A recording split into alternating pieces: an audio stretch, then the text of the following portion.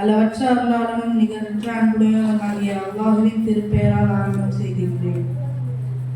ஓதுவீராக. நபியே, படைத்த உம் இறைவனின் திருப்பெயர் கொண்டு. உறைந்த இரத்த கட்டியிலிருந்து மனிதனை அவன் படைத்தான். ஓதுவீராக. மேலும் உம் இறைவன் எத்தகைய மாபெரும் அருட்கொடையாளன் எனில் அவனே எழுதுகோலின் மூலம் கற்றுக் கொடுத்தான்.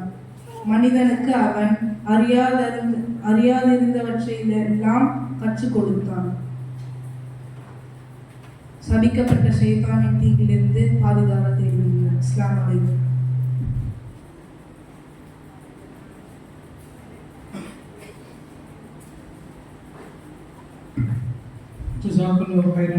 சகோதரர் முகமது அம்மான் அவர்களே, அடுத்ததாக வரவேற்புரை வழங்க ஜனாப் இஸ்மாயில் 3G மொபைல்ஸ் அவர்களை அன்போடு அழைக்கின்றோம்.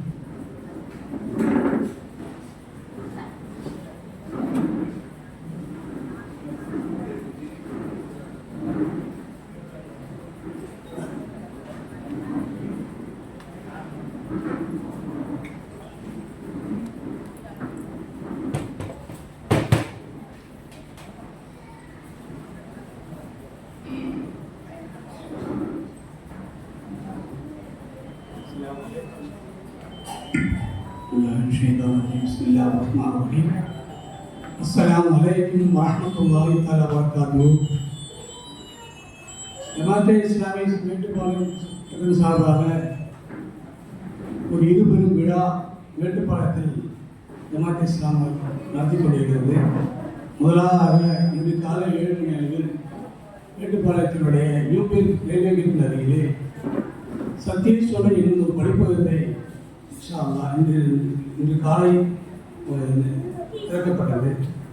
அதன் அடுத்த நிகழ்வாக குர்ஆன் பேஸ் அல்லாஹ் நடந்த அந்த போட்டியோட பரிசீலிப்பு விழாவும் இந்த இருபெரும் விழாவுக்கு இன்று வருகை தந்துள்ள ஜமாத்தார்கள் அனைவரையும் ஜமாத்தே இஸ்லாமின் சார்பாக உங்கள் அனைவரும் வரவேற்கின்றோம்.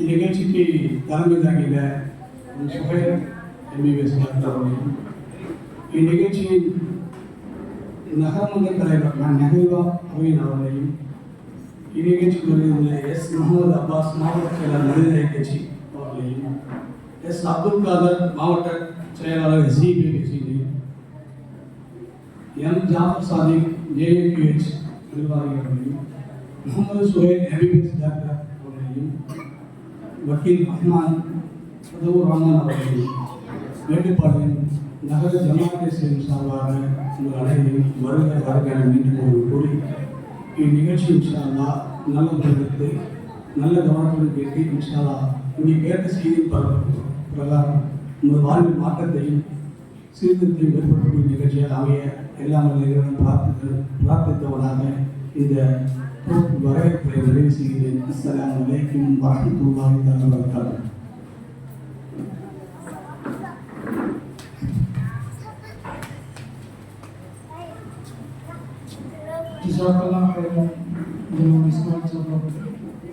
அடுத்ததாக தலைமை உரை வழங்க டாக்டர் சுஹைல் MPT நியூரோ அவர்களை அன்போடு அழைக்கின்றோம்.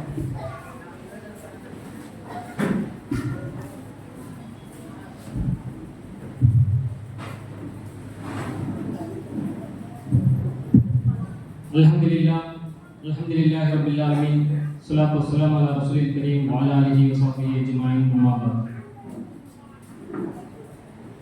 இறைவனை போற்றி புகழ்ந்தவனாக என்னுடைய இந்த சிறிய ஒரு உரையை ஆரம்பம் செய்கின்றேன். அல்ஹம்துலில்லாஹ், எல்லா புகழும் இறைவனுக்கே. சத்தியச்சோலை படிப்பகம் திறப்பு விழா இன்று காலை சுபஹ் தொழுகைக்கு பின்னால் சிறப்பாக நடைபெற்றது.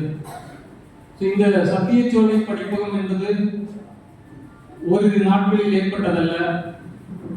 கிட்டத்தட்ட 4-5 வருடங்களாக பல புத்தகங்களை சேகரித்து பல வாசகர்களுடைய ஆர்வத்திற்கு இணங்க மேட்டுப்பாளையம் மக்களுக்கு ஒரு நல்ல ஒரு கல்வியை போதிக்கக்கூடிய, அறியாமை இருளை அகற்றக்கூடிய, வாசிக்கும் தன்மையை ஏற்படுத்தக்கூடிய ஒரு நல்ல ஒரு நூலகம் ஏற்படுத்த வேண்டும் என்ற திட்டத்தோடு வெகு நாட்களாக பாடுபட்டு நாம் புத்தகங்களை சேகரித்திருக்கின்றோம்.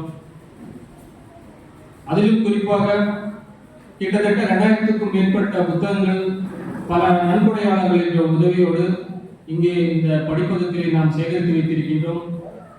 ஆக வாசிக்கக்கூடியவர்கள் வாசிப்பை நேசிக்கக்கூடியவர்களுக்கான ஒரு சரியான களமாக இந்த சத்தியச்சோலை இருக்கும் என்பதிலே எந்த மாற்று கருத்தும் இல்லை.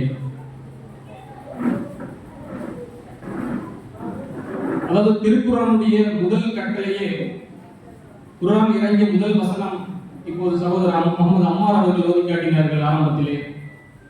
இக்ரா பிஸ்மி ரப்பிக்கல் லதீ கலக். இக்ரா அப்படிங்கிறது தான் அந்த குர்ஆனுடைய முதல் கட்டளையாக இருந்தது. இக்ரா அப்படின்னா ஓதுங்கள், ஓதுவீராக. நபி ஸல்லல்லாஹு அலைஹி வஸல்லம் அவர்கள் ஹிரா குகையில் இருந்தபோது வானவர் ஜிப்ரீல் அலைஹிஸ்ஸலாம் மூலமாக அல்லாஹ் இட்ட கட்டளை என்னன்னா ஓதுங்க, படிங்க. அது இந்த கட்டளை வெறுமனே முகமது நபி ஸல்லல்லாஹு அலைஹி வஸல்லம் அவர்களுக்கு மட்டுமல்ல, இந்த குர்ஆனிலே அந்த கட்டளை இருக்கிறது என்று சொன்னால் அது ஒவ்வொரு மூமினுடைய முதலாவது தன்மை, பண்பாக இருக்க வேண்டும். எப்போதுமே படிக்கக்கூடியவர்களாக, கற்றுக்கொள்ளக்கூடியவர்களாக. இன்று வரை நீங்க எடுத்து பார்த்தீங்கன்னு சொன்னா முஸ்லிம்கள் ஒவ்வொரு துறையிலுமே மேலோங்கியவர்களாக இருக்கின்றார்கள், கல்வியில் சிறந்தவர்களாக இருக்கின்றார்கள், கணிதத்தில் சிறந்தவர்களாக இருக்கின்றார்கள், அறிவியலில் சிறந்தவர்களாக இருக்கின்றார்கள். அதோ கல்வி கற்க வேண்டும் என்பது இஸ்லாம் ஒவ்வொருத்தருக்குமே சொன்ன ஒரு முத்தாய்ப்பான விஷயம். இன்னும் நபி ஸல்லல்லாஹு அலைஹி வஸல்லம் என்ன சொன்னாங்கன்னா, கல்வி அப்படிங்கிறது தொலைஞ்சு போன பொருள் அப்படின்னு சொன்னாங்க. ஒரு தொலைஞ்சு போன பொருளை நம்ம எப்படி எடுத்துக்குவோம்? நம்ம கிட்ட ஒரு பொருள் தொலைஞ்சிருச்சு, அது ஒரு இடத்துல இருக்குதுன்னு நம்ம பார்த்துட்டா எப்படி இருப்பாங்க? அதை ஒரு சந்தோஷமா ஓடி போய் அதை பெற்றுக்கொள்வதிலே முந்திக் கொள்ளும் இல்லைங்களா? ஸோ அந்த ஒரு பண்பு முஸ்லிம்கள்கிட்ட இருக்கணும். ஒரு இறை நம்பிக்கையாளன் அப்படின்னு சொன்னா எனக்கு எல்லாம் தெரியும் அப்படிங்கிற ஈகோ இருக்கவே கூடாது. நான் நிறைய படிச்சிருக்கேன், நான் எத்த படித்தவன் என்கிற விஷயம் அவன்கிட்ட இருக்காது. எப்பவுமே தனக்கு ஒன்றும் தெரியாது, கற்றது கையளவு என்கிற எண்ணத்தோடு எங்க ஒரு கல்வி சம்பந்தமான அறிவு சம்பந்தமான நிகழ்ச்சிகள் இருக்குமோ அங்கே ஓடி போவது தான் ஒரு இறை நம்பிக்கையாளனுடைய பண்பாக இருக்கும். நபி ஸல்லல்லாஹு அலைஹி வஸல்லம் அவர்கள் பள்ளிவாசலுக்குள்ள வராங்க, ஒரு இடத்துல தொழுகை நடந்துகிட்டு இருக்கு, ஒரு இடத்துல அறிவு சார்ந்த டிஸ்கஷன் போயிட்டு இருக்கு. நபி ஸல்லல்லாஹு அலைஹி வஸல்லம் அங்க போய் உட்கார்றாங்க. ஏன்னா அதுதான் இறைவன்கிட்ட மிகச்சிறந்த ஒரு அமல் அப்படின்னு சொல்லி அங்க உட்கார்றாங்க. இன்னும் கல்வியை தேடுதலை பற்றி இஸ்லாம் நிறைய வலியுறுத்தி இருக்கு. அறிவியை தேடுவதை பற்றி இஸ்லாம் நிறைய வலியுறுத்தி இருக்கு. இரவு நின்று முழுக்க வணங்குவதற்கு சமம். கல்வி இரவில ஒரு சிறிய நேரத்தில் ஒரு அறிவை சம்பந்தமான விஷயத்தை நம்ம தேடுறோம் அப்படின்னு சொன்னா அது இரவு முழுக்க நின்று வணங்கியதற்கு சமம். நம்ம ரமலான் மாசத்துல அதிகம் நின்று வணங்குறத பார்க்கிறோம். நினைச்சு பாருங்க, ஒரு நாள் இரவு ஃபுல்லா நின்று வணங்கினா எப்படி இருக்கும்? அந்த அளவுக்கான நன்மை இந்த கல்வி தேடக்கூடிய பண்புல இறைவன் வச்சிருக்கான். ஆனா இன்னைக்கு துரதிருஷ்டவசமான நிலைமை என்ன அப்படின்னு சொன்னா, நம்மளுடைய வாசிப்பு பண்பு அப்படிங்கிறது எப்படி இருக்குங்க? ரொம்பவுமே குறைஞ்சிருக்கிறத பார்க்கிறோம். இன்னைக்கு அதிகமான நேரங்கள் எதில் செலவிடப்படுது? நம்மளுடைய கையில் இருக்கக்கூடிய மொபைல் போன்ல. இன்னைக்கு டிஜிட்டல் வேர்ல்டுல என்ன ஆச்சு? நம்மளுடைய நேரங்கள் அதிகமாக பாழடிக்கப்பட்டு கொண்டிருக்கிறத பார்க்கிறோம். நாம படிக்கிறது குறைஞ்சிருச்சு. இன்னைக்கு நம்மளுடைய குழந்தைகளுடைய நிலைமை பாருங்க, இன்னுமே மிக மோசமான நிலைமைக்கு போயிட்டு இருக்கிறத பார்க்கிறோம். ஆக இந்த சத்தியச்சோலை அதற்கெல்லாம் ஒரு மாற்றான ஒரு இடமாக நம்ம ஏற்படுத்தணும் அப்படின்னு நினைக்கிறோம்.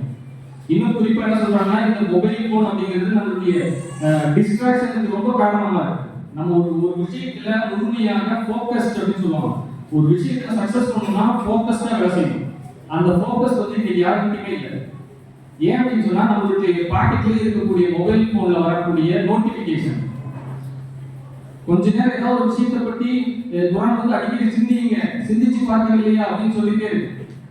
உங்களை பத்தி நீங்க சிந்திச்சு பாருங்க, பல்வேறு விஷயங்களை பத்தி சிந்திச்சுக்கிட்டே இருக்கணும். ஆனா இந்த சிந்தனை செலுத்துறத மனிதனுக்கு தடைப்படுத்தக்கூடிய ஒண்ணா இன்னைக்கு மொபைல் போன் இருக்கு. அது வர நோட்டிபிகேஷன் வந்தோடனே அந்த டிங்கிங் சவுண்ட் வந்தோடனே உடனே என்ன ஆயிடும்? நம்ம டிஸ்ட்ராக்ஷன் ஆயிடும். ஏதோ ஒரு விஷயம் கூகுள் பண்ணணும் நம்ம போவோம், உடனே வேற ஒன்று வரும், அதுக்குள்ள போயிருக்கோம், அப்படியே டைம் போயிடும் இல்லைங்களா? யூடியூப்ல ஒரு நோட்டிபிகேஷன் வரும், உடனே அதுக்கு பின்னாடி போயிடும். வேற ஒரு நிகழ்ச்சிக்கு ஒரு பார்க்கலாம் எடுத்துருப்போம், அதுக்கு பின்னாடி அப்படியே போயிடும். ஸோ இந்த மாதிரி நம்மளுடைய நேரங்கள் பாழடிக்கப்பட்டு கொண்டிருக்கிறத பார்க்குறோம். ஸோ நமக்கு இந்த சத்தியச்சோலை படிப்பவங்க விரும்புறது என்ன அப்படின்னு சொன்னா, நீங்க வீடுகளில் உங்களுக்கு படிப்பதற்கான கற்பதற்கான படிப்பதற்கான சூழ்நிலை இல்லைன்னு சொன்னா நீங்க தாராளமாக சத்தியச்சோலை படிப்பதற்கு வாங்க.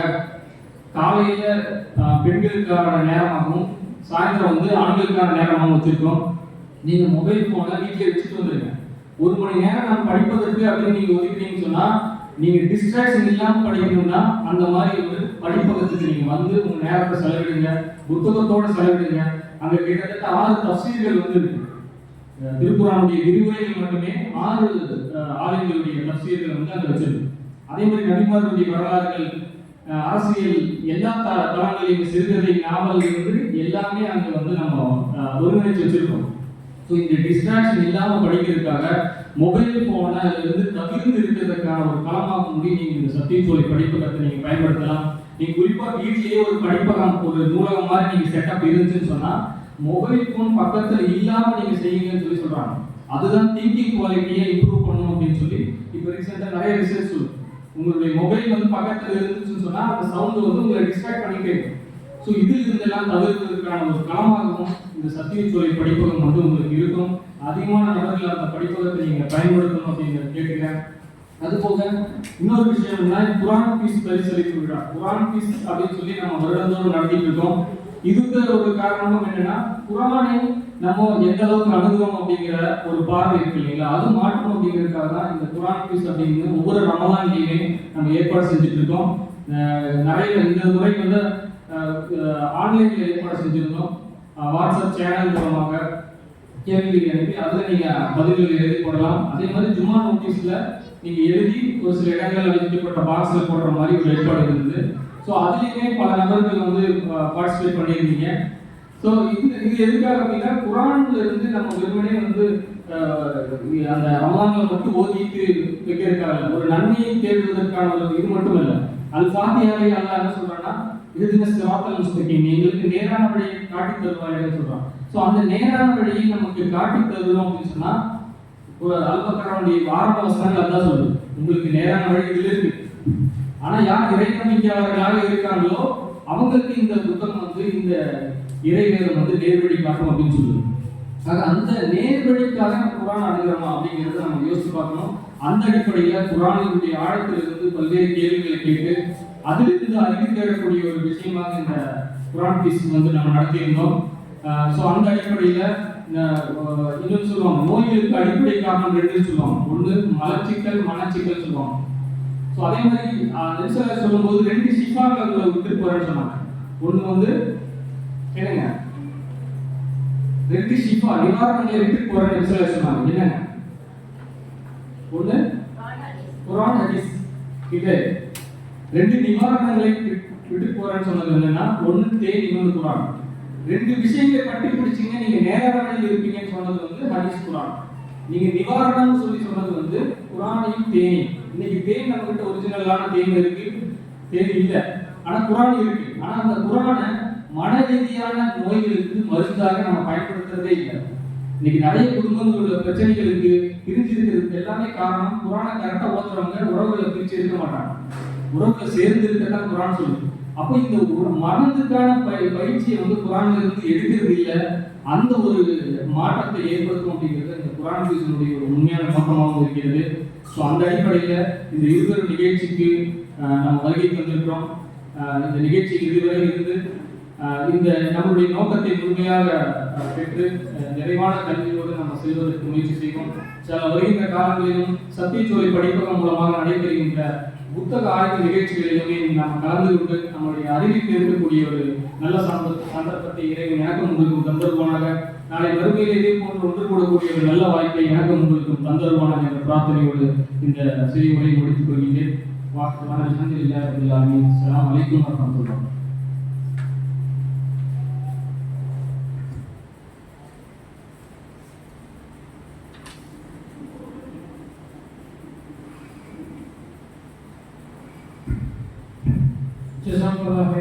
டாக்டர் சுகில் அவர்களே, அடுத்ததாக வாழ்த்துறை வழங்கும் மனிதநேய மக்கள் கட்சியின் செயலாளர் ஆர் முகமது அப்பாஸ் அவர்களை உங்களோடு அழைக்கிறோம்.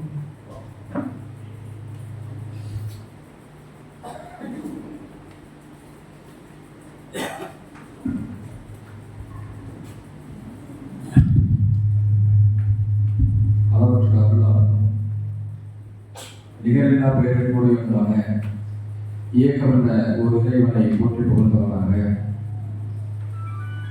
சிறப்பு வாய்ந்த இந்த நிகழ்வில் தலைமையேற்று நடத்தி கொண்டிருக்கக்கூடிய ஜமாத் இஸ்லாம் இதனுடைய நிர்வாகிகளை இந்த நிகழ்விலே தங்களுடைய வாழ்த்துரைகளை வழங்க வருகை இருக்கக்கூடிய இஸ்லாமிய ஜமாத் அமைப்புகளுடைய பொறுப்பாளர்களை இந்த நிகழ்வை உற்று நோக்கி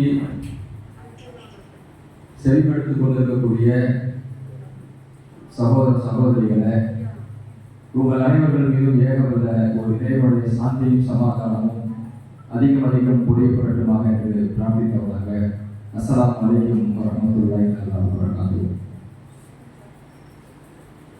இந்த நிகழ்வுடைய முக்கியமான ஒரு விஷயமே நூலகம் திறப்பு விழா. இந்த நூலகம் திறப்பு விழா நடந்துட்டு இருக்கக்கூடிய இதே நேரத்தில் நம்மளுடைய மேட்டுப்பாளைய பகுதிகளிலேயே பார்த்தீங்கன்னா இந்த வாசிப்பு என்பது அடிப்படையான எந்த ஒரு விதமான செயல்பாடுகளுமே இல்லாம மொபைல் போன்ல கேம் விளையாடுது, ஆன்லைன்ல கேம் விளையாடுது. ஒவ்வொரு பகுதிகளிலுமே கேம் சென்டர்னு சொல்லி வச்சுட்டு இருக்கக்கூடிய காலத்துல வாசிப்பு அப்படிங்கிறது இல்லாத ஒரு சூழல்ல ஜமாத் இஸ்லாமின் சார்பாக ஒரு நூலகத்தை இங்க கொண்டு வந்து அறிவு சார்ந்த மக்களையும் சிந்தனை ஊட்டக்கூடிய சிந்தனையாளர்களை எதிர்கால சாதனையாளர்களை உருவாக்குவதற்கு நோக்கத்தோடு இங்கே நூலகத்தை துவங்கி இருக்கக்கூடிய ஜமாத் இஸ்லாமினுடைய நிர்வாகிகளுக்கு மனிதநேய மக்கள் கட்சியின் சார்பாக முதற்கண் வாழ்த்துக்களையும் பாராட்டுகளையும் அன்போடு தெரிவித்துக் கொண்டு இந்த நூலகம் அப்படிங்கிறது ஒரு மனிதனுடைய ஒரு மன அழுத்தங்களை போகக்கூடிய ஒரு இடம் நூலகம் தான். இந்த வாசிப்பு அப்படிங்கிறது புத்தக வாசிப்பு அப்படிங்கிறது ஒரு புத்தகத்தை நம்ம கையில வச்சுட்டு அந்த புத்தகத்துக்குள்ளார நம்ம முழுமையா வாசிக்க ஆரம்பிக்கிறப்போ இருக்கக்கூடிய இடத்திலேயே எந்த விதமான தொலைக்காட்சிகளோ எந்த விதமான டெலிகம்யூனிகேஷன்ஸ் எதுவுமே இல்லாமலே இந்த புத்தகத்துல நம்ம படிக்க நம்மளுடைய எண்ணங்கள் எல்லாமே பாத்தீங்கன்னா இப்போ ஒரு போர் சம்பந்தப்பட்ட ஒரு புத்தகத்தை நம்ம படிக்கிறோம் அப்படின்னா நம்ம கண் முன்னே காசால நடந்துட்டு இருக்கக்கூடிய அந்த போர், அங்கே பாலஸ்தீன்ல பாதிச்சுட்டு இருக்கக்கூடிய அந்த குழந்தைகளுடைய உருவங்கள் எல்லாமே நம்மளுடைய கண் முன்னே கொண்டு வந்து இருக்கக்கூடிய ஒரு விஷயம் புத்தகம் தான். இப்போ இந்த புத்தகத்தினுடைய வாசிப்புகள் நமக்கு தொடர்ந்து இது குறைந்து கொண்டே இருக்கக்கூடிய காலத்துல இது மீண்டும் ரெவல்யூஷனா நூலகங்கள் அமைப்பதன் மூலமாக நம்மளுடைய மக்களுக்கு வாசிப்பு தன்மையை நம்ம கொண்டு வந்து அதிகமாக சேர்க்கக்கூடிய இந்த ஒரு சூழல் மிகவும் ஒரு பாராட்டத்தக்க ஒரு விஷயமா இருக்கு. இந்த நூலகத்தின் மூலமா என்னென்ன நன்மைகள் நமக்கு கிடைக்கும், இங்க இருக்கக்கூடிய புத்தகங்கள்னால நமக்கு என்னென்ன நன்மைகள் கிடைக்கும், நன்மைகளை பெற்றவர்களுக்கு தான் தெரியும் இந்த நூலகத்தினுடைய அருமை. மாணவர்கள், ஏழை மாணவர்கள் விலை கொடுத்து ஒரு புத்தகத்தை வாங்கக்கூடிய சூழல் இல்லாத ஒரு சூழ்நிலையில ஆராய்ச்சி மாணவர்கள் தங்களுக்கு ஒரு புத்தகத்தை விலை கொடுத்து வாங்கக்கூடிய சூழல் இல்லாத சூழ்நிலையில தாங்கள் பயன்படுத்தக்கூடிய ஒரே ஒரு இடம் நூலகம் தான். அந்த நூலகத்துல பல்வேறு தலைப்புகள்ல பல்வேறு புத்தகங்கள் அவர்களுக்கு தேவையான அனைத்து விதமான விஷயங்களையும் தகவல்களையும் அவர்கள் சேகரிக்கக்கூடிய இடம் பாத்தீங்கன்னா இந்த நூலகம் தான். இந்த நூலகத்தின் மூலமாக மாணவர்கள், ஆராய்ச்சி மாணவர்கள் தங்களுக்கு கல்வி சார்ந்த விஷயங்களை அவர்கள் இந்த நூலகத்தின் மூலமாக, இந்த நூலகத்தில் இருக்கக்கூடிய புத்தகங்கள் மூலமாக அவங்க இதை பயன்படுத்துகிறாங்க. நம்மளுடைய எதிர்காலம், நம்ம இங்க இருக்கக்கூடிய சகோதரிகள் இங்க மெயினா அதிகமா இருக்கீங்க. நம்மளுடைய குழந்தைகளுக்கு நம்மளுடைய ஒவ்வொரு பரிசளிப்புகளுமே பாத்தீங்கன்னா விளையாட்டு பொருட்கள் இல்லாம, செல்போன் இல்லாம, ஒவ்வொரு குழந்தைகளுக்கும் ஒரு பர்த்டே, ஒரு வருஷத்துக்கு ஒரு முறை ஒரு புத்தகங்களை பரிசளிக்கிறப்போ அது அவர்களை வந்து அடுத்தடுத்து சிந்தனையாளர்களாகவும் சாதனையாளர்களாகவும் உருவாக்குவதற்கு ஒரு மிகச்சிறந்த ஒரு வழிகாட்டியாக அமையும் அப்படிங்கிறதுல எந்த ஒரு மாற்று கருத்து இல்லை. இந்த புத்தகம் வாசிப்பு அப்படிங்கிறது வந்து இந்திய அளவுல நம்முடைய தமிழகத்திலிருந்து இந்த புத்தகம் வாசிக்கக்கூடியவர்கள், புத்தகத்தை எழுதக்கூடிய எழுத்தாளர்கள்லாம் யாரா இருக்காங்க? அதிகமாக வாசிக்கக்கூடியவர்கள் சொல்லுவாங்க, ஒரு 1000 புத்தகங்களை வாசிக்கிறவங்க ஒரு ஒரு கூட்டத்தை வழிநடத்தி கொண்டு சென்று கொள்ளக்கூடிய ஒரு தலைவராக இருப்பார்கள் அப்படின்னு சொல்லுவாங்க. அதே போல இந்த நம்மளுடைய தமிழகத்துல இந்த புத்தகத்தினால யாரெல்லாம் இந்த புத்தகம் வாசிக்கிறாங்க, யாரெல்லாம் இந்த புத்தக எழுத்தாளர்களாக இருக்கிறாங்கன்னு பாத்தீங்கன்னா, இந்த தமிழகத்தை தொட்டு இந்த உலகம் முழுவதும் புரட்சியாளர்களாக இருக்கக்கூடியவர்கள், அந்த புரட்சியின் மூலமாக ஆட்சி அமைத்தவர்கள், ஆட்சியாளர்களாக இருக்கக்கூடியவர்கள் எல்லாருமே பாத்தீங்கன்னா அவர்களுடைய ஒரு துணையாக, ஒரு நண்பனாக 50 ஆண்டு காலம் 60 ஆண்டு காலம் அவர்கள் வாழ்க்கை துணையாக இருந்தது வந்து ஒவ்வொருத்தருக்கும் ஒவ்வொரு விதமான புத்தகம் தான் இருந்தது.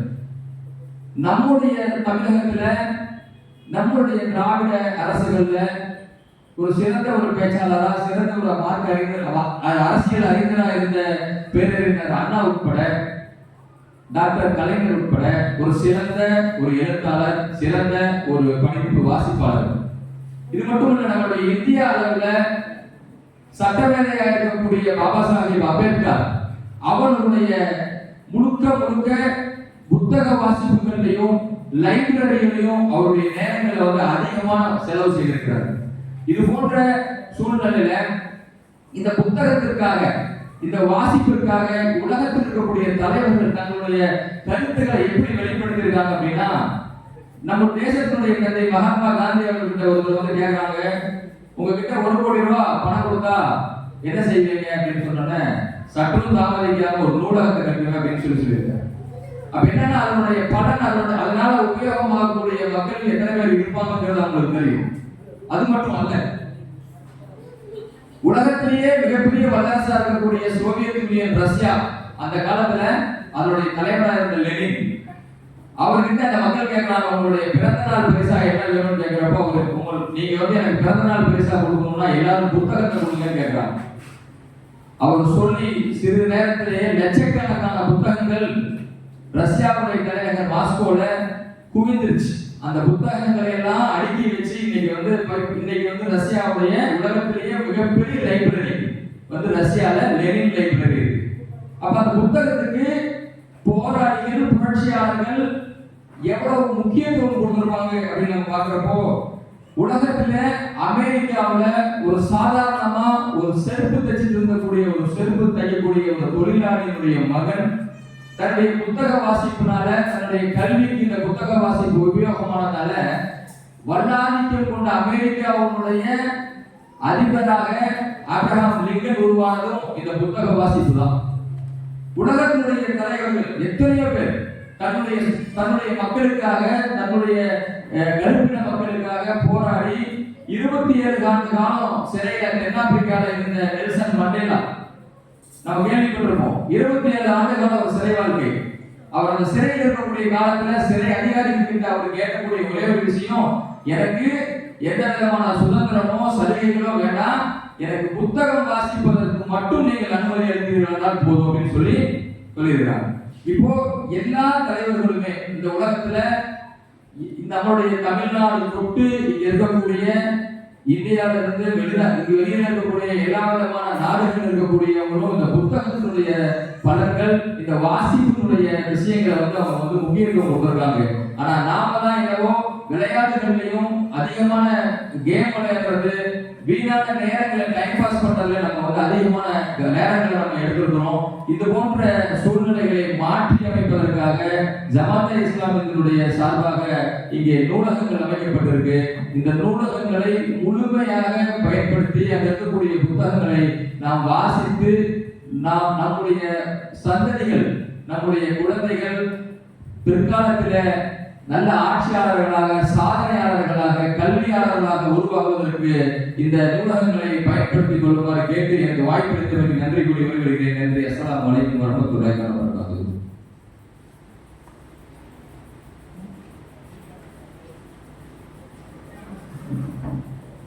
ஜஸா ஜஸாக்கல்லாஹ் ஹைரன் முகமது அப்பாஸ் அவர்களே. பதவிக்கு அமர்வுக்கு பிறகு சிறப்புரை இருக்கிறது, அதை முன்னிப்பாக தெரிவித்துள்ளோம். அடுத்ததாக வாழ்த்துறை வழங்க doctor Mohammed Suhail paediatrician MBBS அவர்களை முன்னிலைக்கிறோம்.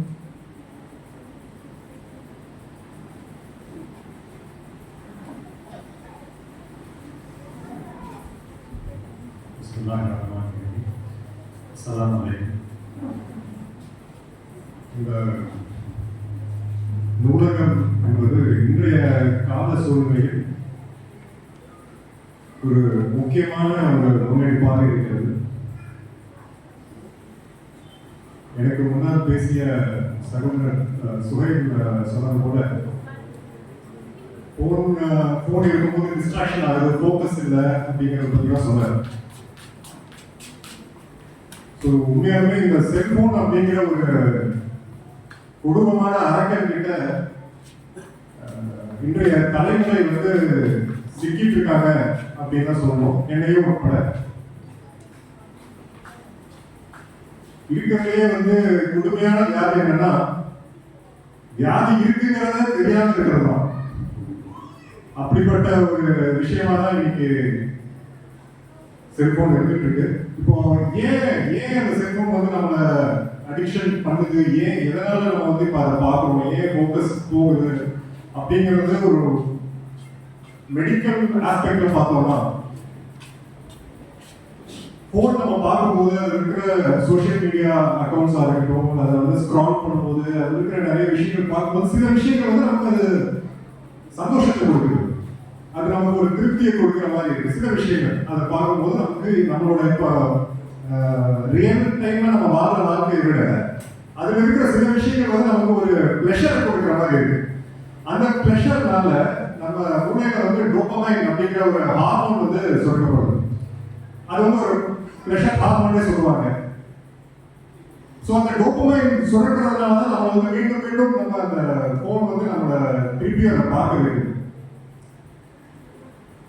அந்த ட்ரிகர் இருக்கிறதுனால இப்போ நிறைய டைம் பார்த்தீங்கன்னா நம்மள நிறைய பேர் வந்து ஃபோன் எதுவுமே வந்திருக்காது, நோட்டிஃபிகேஷன் பற்றி சொன்னாங்க, நோட்டிஃபிகேஷன் எல்லாமே எடுத்து பார்க்குறோம். நிறைய பேர் நோட்டிஃபிகேஷன் வந்திருக்கான் சும்மாவாக எடுத்து பார்க்கக்கூடியவங்க நிறைய பேர் இருக்கும். என்னன்னா ஆன்டிசிபேட்டட் டோபமைன், அந்த ஆன்டிசிபேஷன் ஏதாவது வந்திருக்குமோ அப்படிங்கிறதே வந்து நமக்கு அந்த டோபமைனை வந்து சுரக்க வைக்குது. ஸோ ஒரு காலத்துல எல்லாம் சொல்லுவாங்க, சும்மா இருக்காத, ஏன் சும்மா இருக்க, ஏதாவது செய்ய அப்படின்னு சொல்லிட்டு இருப்பாங்க. ஆனா இன்னைக்கு வந்து நம்ம வந்து ஏதாவது சும்மா இருந்தா பரவாயில்லையே, எப்ப பார்த்தாலும் அந்த போனை எடுத்து கையில வச்சுட்டு சும்மா இருந்தா பரவாயில்லையே அப்படின்னு சொல்ற அளவுக்கு இன்றைய கால சூழ்நிலை மாறி இருக்கு. இப்படி ஒரு பக்கம் வந்து இந்த செல்போன்னால நம்ம அடிக்ஷன் ஆகி, அது இன்னொரு விஷயம் என்னன்னா, இந்த டோபமைன் செக்ரீட் ஆகுதுங்கிறது நமக்கு ஒரு ஸ்டேஜுக்கு அப்புறம் அது டீசென்சிடைஸ் ஆகும். ஃபார் எக்ஸாம்பிள் நமக்கு இப்போ கொஞ்ச நேரம் பார்க்குறோம், ஒரு குறிப்பிட்ட அளவு டோபமைன் சுரக்குது, நம்ம வந்து அதில் நமக்கு ஒரு ரிவார்ட் கிடைச்சிருது, நம்ம வந்து ஹாப்பியாக ஃபீல் பண்ணுறோம். நெக்ஸ்ட் டைம் வந்து அதே டோபமைனுக்கு அந்த ஹாப்பினஸ் வராது, அப்போ இன்னும் கொஞ்சம் அதிகமாக இருக்கும். ஸோ பிரெயின் டீசென்சிடைஸ் ஆகிறதுனால நம்மளோட ஸ்க்ரீன் டைம் வந்து இன்க்ரீஸ் ஆகிட்டே போகும்.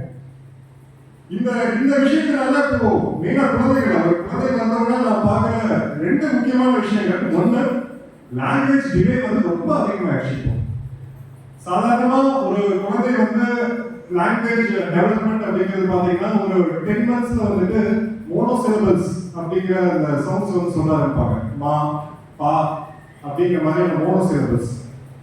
அடுத்து ஒரு வயசுக்கு அப்புறம் பைசிலபிள்ஸ், மாமா, பாப்பா அப்படிங்கிற மாதிரியான 2 சவுண்ட்ஸ் உள்ள வார்த்தைகளை சொல்ல ஆரம்பிப்பாங்க. ஒரு 1.5 வயசுக்கு போது நிறைய வார்த்தைகளை கற்றுட்டு இருப்பாங்க. 2 வயசுக்கு போது 2 word sentences, 2 வார்த்தைகள் கொண்ட வாக்கியங்களை வந்து பேச ஆரம்பிப்பாங்க.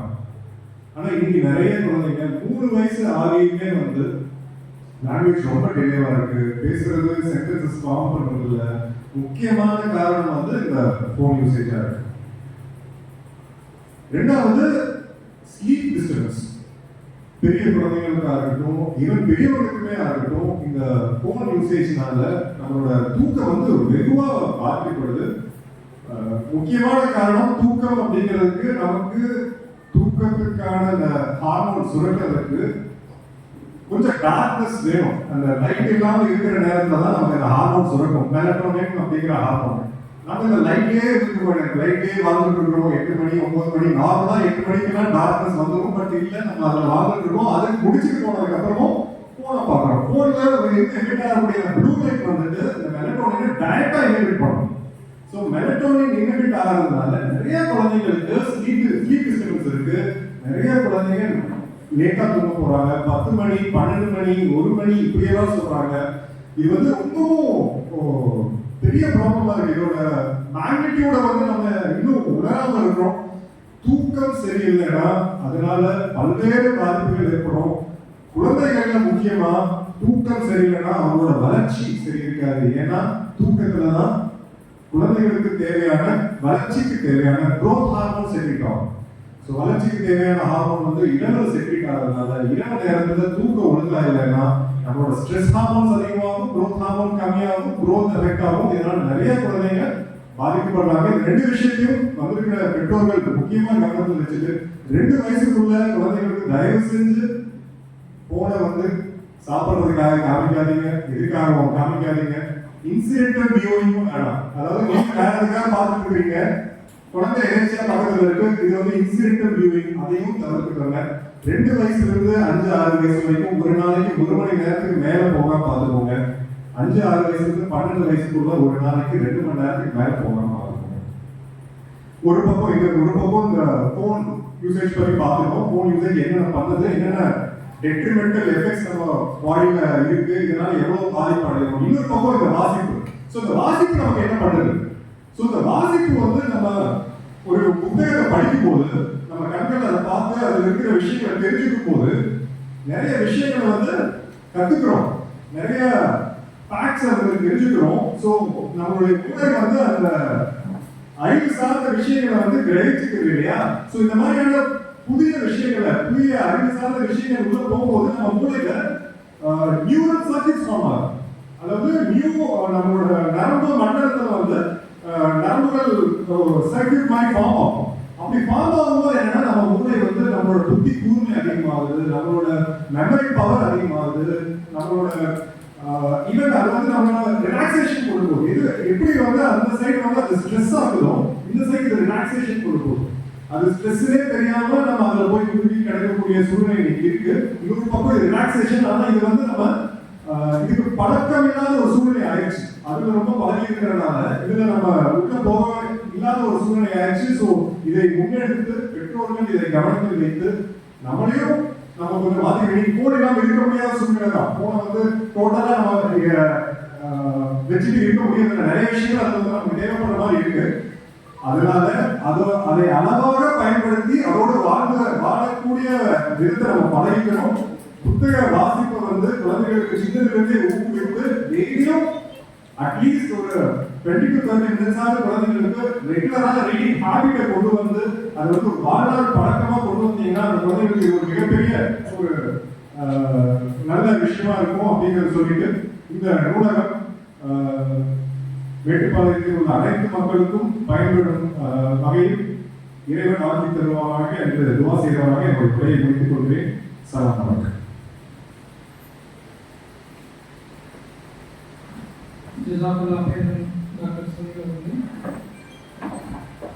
அடுத்ததாக வாழ்த்துறை வழங்க எஸ்டிபி கட்சியின் மாவட்ட பொதுச் செயலாளர் திரு எஸ் அப்துல் காதர் அவர்களை அங்கு வருகின்றனர்.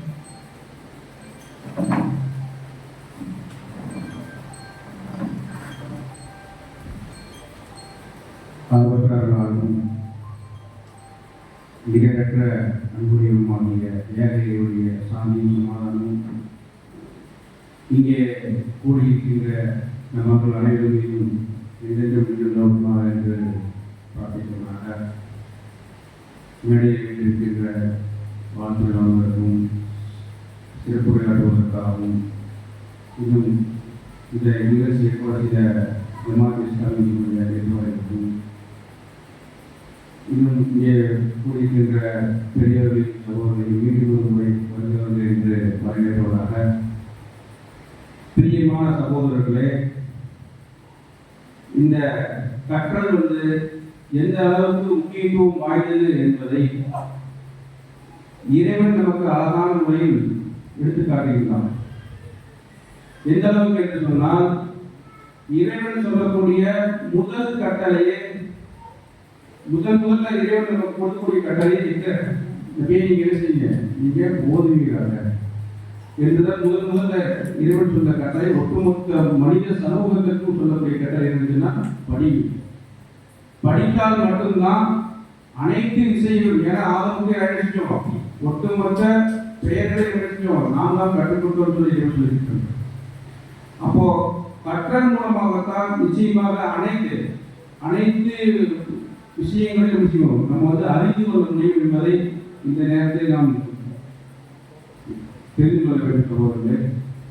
மேலும் இறைவன் முன்னால நம்ம சொல்லுவோம், இறைவன் முன்னால அனைத்து மக்களும் நம்ம சரிசமம் தான், யாருக்கும் எந்த ஏற்றத்தாழ்வும் இல்லை அப்படின்னு சொல்லுவோம். ஆனா நிச்சயமாக நாளை வருகை சமயத்திலே கற்றவர்களும் கல்லாதவரும் சமமானவராக அவர்கள் சொல்லி காட்டுறோம். கற்றவர்கள் சொல்லி தனி சிறப்புகள் செய்து நிச்சயமாக நான் உங்களுக்கு கொடுக்கிறேன் சொல்லி அல்லாஹ் சொல்லி காட்டுகிறான்.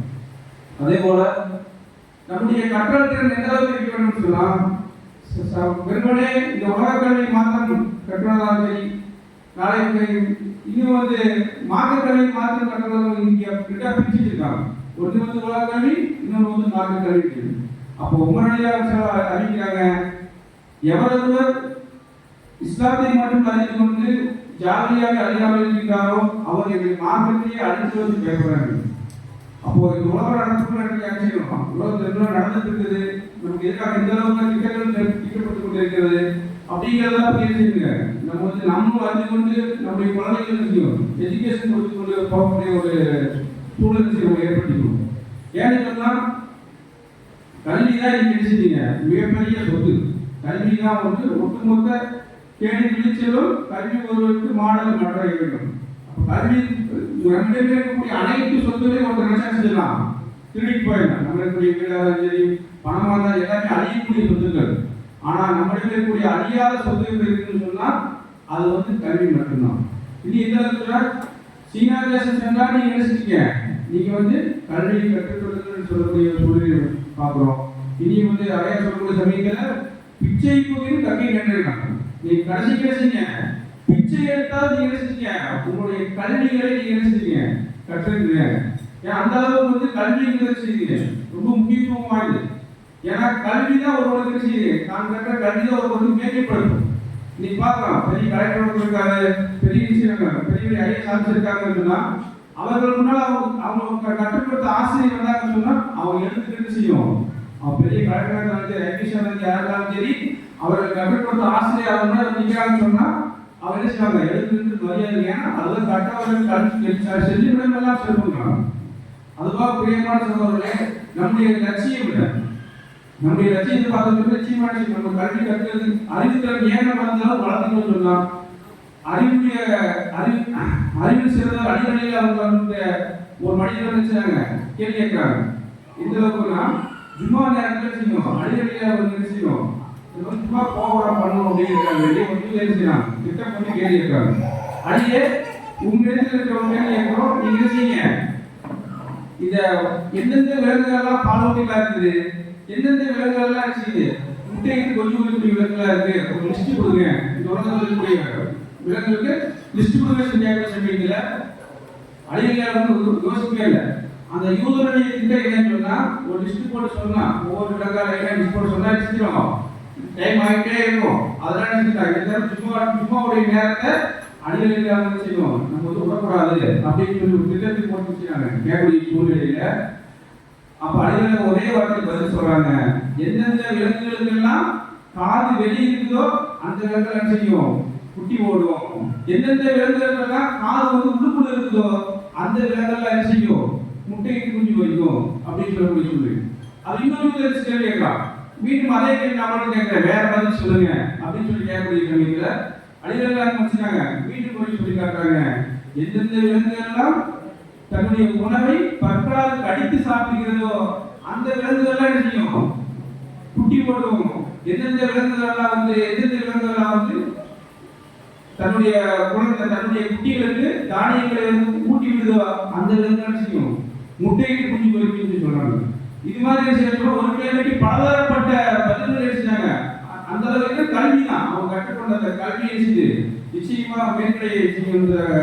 இதே போல நம்மளுடைய கல்வியை செய்யுங்க நிச்சயமா நம்ம வந்து அதிகப்படுத்திக் கொண்டே இருக்கணும். நம்ம டாக்டர் சொன்ன மாதிரியும் முழுக்க நம்மளுடைய நேரங்களை இன்னைக்கு முழுக்க செல்போன் மூலமாகவும் அனாச்சாரம் மூலமாக செஞ்சுட்டு இருக்கோம். இன்னைக்கு போயிட்டு இருக்கோம். இஸ்லாம் என்பதே இருந்தீங்க பிறர் நலம் நாடுவது. பிறர் நலம் நாடுவது எப்படி நமக்கு வரும் அப்படின்னு சொன்னா நமக்கு நிறைய விஷயங்களை கற்க செய்யும். இஸ்லாத்தை பற்றி தெரிஞ்சுக்கிட்டு அதன்படி இஸ்லாம் வாழக்கூடிய பாக்கியம் நாளைக்கு தந்துருவாங்க. இனி வந்து ஜமாத் இஸ்லாமிய சார்பாக இந்த செய்திருக்கக்கூடிய ஓப்பன் செய்யக்கூடிய இந்த சத்திய சோழி பணிமுகத்தை அனைத்து மக்களும் செய்யும் பயன்படுத்தி ஈரோடு நம்பிக்கை இஸ்லாமிய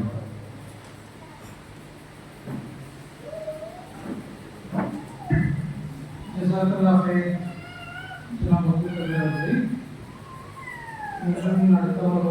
மகளிர் தொழுகைக்காக பெண்களுக்கு மேடைக்கு பெண்களும் தொழுகைக்கு ஏற்பாடு செய்யப்பட்டுள்ளது.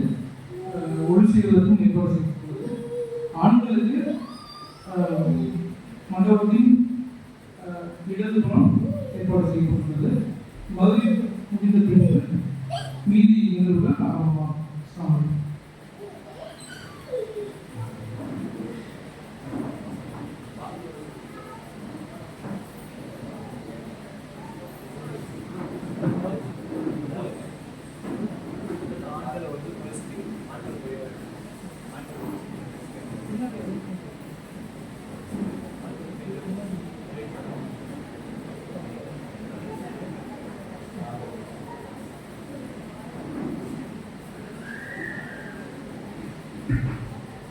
பெண்கள் அமர்வாக கேட்டுக்கொள்கிறோம். ஒரே இடத்தில் ஒன்று செய்வதற்கான இடம் இருப்பதால் ஆண்கள் விரைவாக ஒன்று செய்துவிட்டு வருமாறு கேட்டுக்கொள்கிறோம். பெண்கள் சொல்லலாம்.